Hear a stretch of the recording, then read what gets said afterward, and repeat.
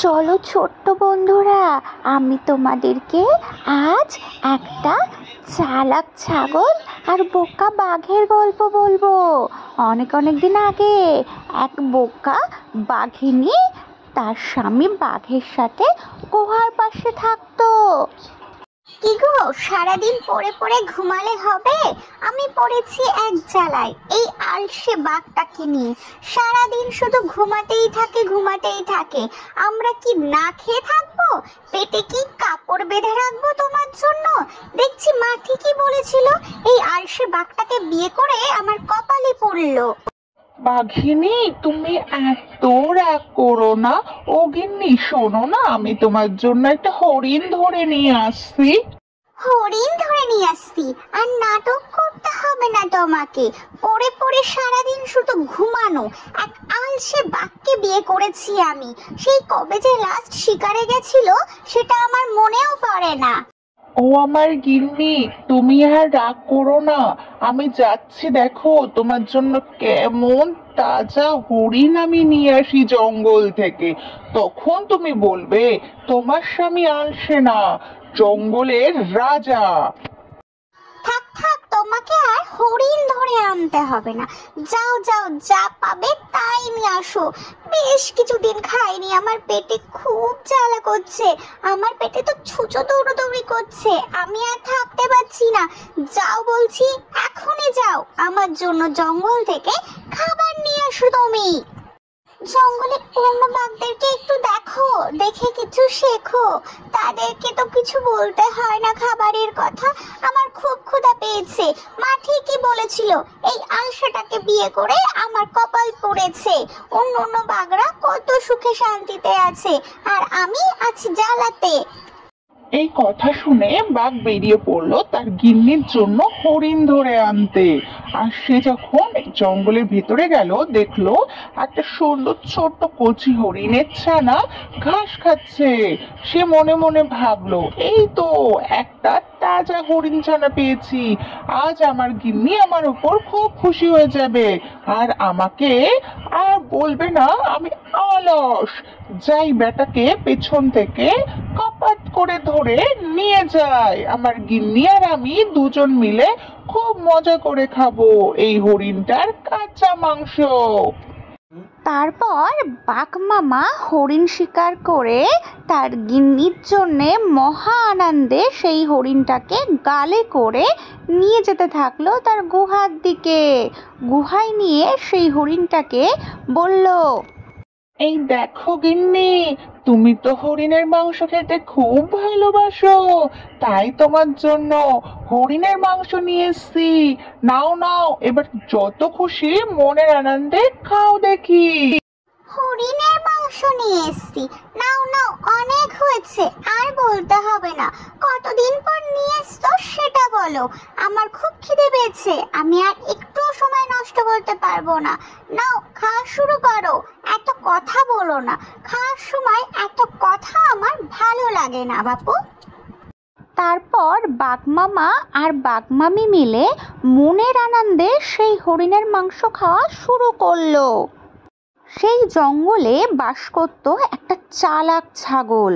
সে জঙ্গলে ঘুরে ঘুরে মিষ্টি ঘাস খেয়ে বেড়াতো, কিন্তু জঙ্গলের কোনো হিংস্র প্রাণী আজ পর্যন্ত তাকে খেতে পারেনি, কারণ সেই ছাগল ছিল খুব বুদ্ধিমান। কিছু না কিছু বুদ্ধি করে ঠিক সে সেখান থেকে পালিয়ে যেত। জঙ্গলের এই ধারের ঘাসগুলো খেতে তেমন মিষ্টি সুস্বাদু নয়। শুনেছি জঙ্গলের ওই সাইডের ভেতরে খুব সুন্দর মিষ্টি ঘাস পাওয়া যায়, কিন্তু ওদিকে তো অনেক হিংস্র শিকারী প্রাণী আছে। যদি আমাকে ধরে খেয়ে না, আমি কি করে খাবে? আমি বুদ্ধিমান ছাগল, ঠিক কিছু না কিছু বুদ্ধি করে সেখান থেকে পালিয়ে যাবো।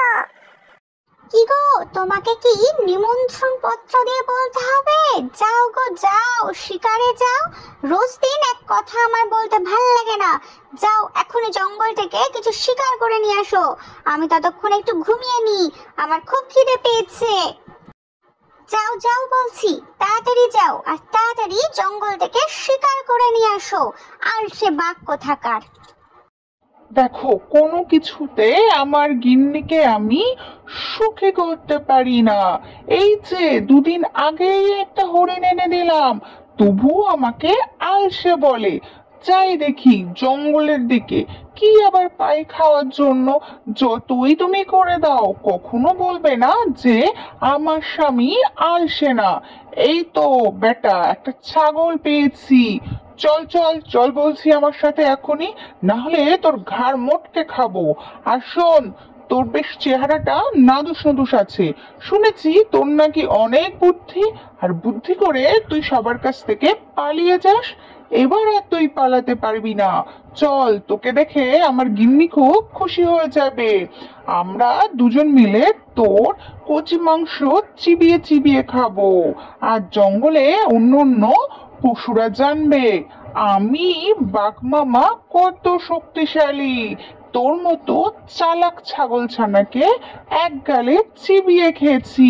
চল চল, দেরি করিস না বলছি, আমার সাথে তাড়াতাড়ি চল আমার গুহায়। ছাগল মনে মনে ভাবতে থাকলো, এবার তো আমি মহা বিপদে পড়লাম। এবার তো আমার কোনো বুদ্ধি কাজে লাগাতে পারলাম না। তাহলে কি এবার আমি বাঘের পেটেই যাব? তাহলে এই ছিল আমার শেষমেশ আমাকে কিনা এই আলসে বাঘটা ধরে খাবে। কোনো বুদ্ধি আমার কাজে লাগলো না। চলো বাঘ মামা, তাহলে আমি তোমার সাথেই যাই। না না বাঘ মামা, আমি কিচ্ছু চিন্তা করছি না গো। চলো চলো, আমিও যাব তোমার সাথে বাঘ মামির কাছে। না হলে আবার বাঘ মামি তোমার উপর খুব রেগে যাবে। হ্যাঁ হ্যাঁ, চল চল, আর সময় নষ্ট করিস না মেলা, আমার সাথে তাড়াতাড়ি চল বলছি আমার গুহাতে। বাঘ সেই চালাক ছাগলটাকে খাঁচায় বন্দি করে 1 মিনিটও সময় নষ্ট না করে বনের রাজা সিংহকে আনতে গেল সেই চালাক ছাগলটাকে খাবে বলে। বাঘ মামি, তুমি না দেখতে খুব সুন্দর, তোমার মনটা তো অনেক বড়। চুপ কর বদমাইশ ছাগল, এসব বলে তুই আমার মন গলাতে পারবি না। শোনো না মামি, শোনো না, তুমি আমাকে ছেড়ে দাও। আমি আমার গ্রাম থেকে আরো একটা ছাগল নিয়ে আসবো। সিংহ মামা তোমার ওপর খুব খুশি হয়ে যাবে। চুপ কর চালাক ছাগল, তুই নিজেকে খুব চালাক ভাবিস। আমি তোকে ছেড়ে দেবো আর তুই পালিয়ে যাবি। তুই যে আমার কাছে ফিরে আসবি, তার কি প্রমাণ আছে তুই সেটা আমাকে বল। সত্যি কথা বলছি মামি, যদি আমি না ফিরে আসি তবে তোমরা আমাদের গ্রামে গিয়ে সবাইকে খেয়ে নিও। তুই ঠিক বলছিস, তোকে আমি ছেড়ে দিলাম। তুই তাড়াতাড়ি তোর গ্রাম থেকে আরো একটা ছাগল নিয়ে ফিরে আসবি আমার কাছে। যদি না আসিস তাহলে কিন্তু আমি তোর গ্রামে গিয়ে তোদের সব কটা ছাগলের ঘাড় মোটকে খাবো। মামি, তুমি একদম দেবো না। এই দেখো বাঘ মামি, আমি এখনই যাব আর এখনই তোমার জন্য আরো একটা ছাগল নিয়ে ফিরে আসবো। বাঘিনীকে সেই চালাক ছাগল বোকা বানিয়ে সেখান থেকে পালিয়ে গেল। আর এদিকে বাঘ মামা মনের আনন্দে জঙ্গলে গান করতে করতে সিংহ মামার গুহার দিকে এগোচ্ছিল, কারণ সে সিংহ মামাকে নিয়ে আসবে সেই চালাক ছাগলের মাংস খেতে তার গুহাতে। সিংহ মামা তখন তার গুহার সামনে শুয়ে ঘুমাচ্ছিল।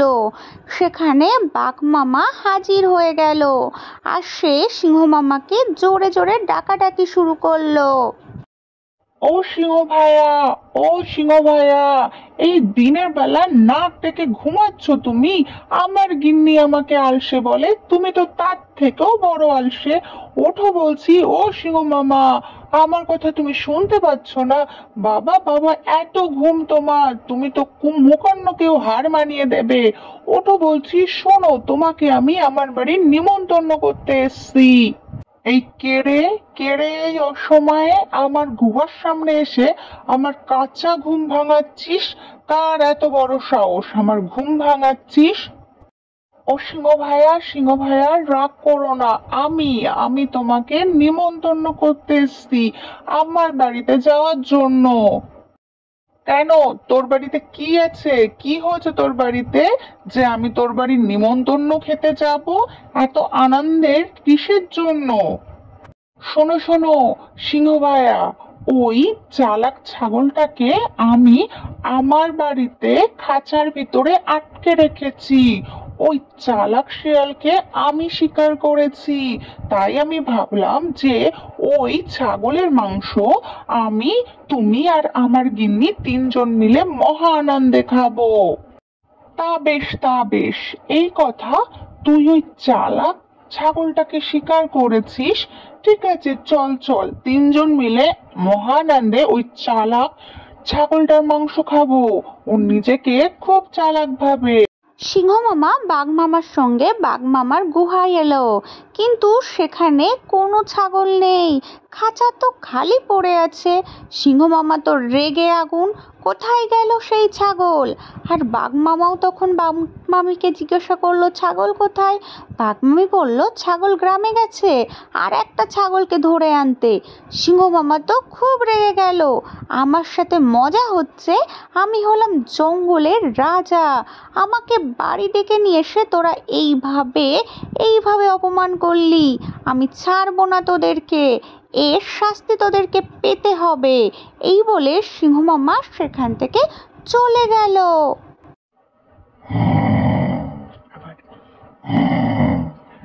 বাঘ, আমাকে বাড়ি ডেকে এরকম মজা করলি? তোকে আর তোর গিন্নিকে আমি কখনো ছাড়বো না। তারপর সিংহ মামা বাঘের গুহা থেকে নিজের গুহাতে ফিরে গেল, আর বাঘ মামা বাঘ মামির ওপর খুব রেগে গেল। সে সেই চালাক বদমাইশ ছাগলটাকে খুঁজতে থাকলো জঙ্গলে। তারপর সে জঙ্গলে খুঁজতে খুঁজতে দেখলো সেই চালাক ছাগল একটা গাছের ডালে উঠে বসে আছে। কিরে বদমাইশ ছাগল, তুই গাছে উঠে কি ভাবছিস? এবারের মতো বেঁচে যাবি? নেমে আয় বলছি, নেমে আয়। তুই কি গাছ থেকে নামবি না? যখনই নামবি তোর ঘাড় মোটকে আমি তখনই খাবো। আমি এই গাছের তলায় বসে থাকবো। ভারী মজা, ভারী মজা। বাঘ মামা হলো বোকা। ভারী মজা, ভারী মজা। বাঘ মামা হলো ছাগলের কাছে জব্দ। আমাদের গল্প কেমন হয়েছে কমেন্ট করে জানিও কিন্তু বন্ধুরা। আমাদের গল্পে লাইক করতে ভুলো না, আর আমাদের চ্যানেলটাকে সাবস্ক্রাইব করো আরও নতুন নতুন মজার গল্প শুনতে।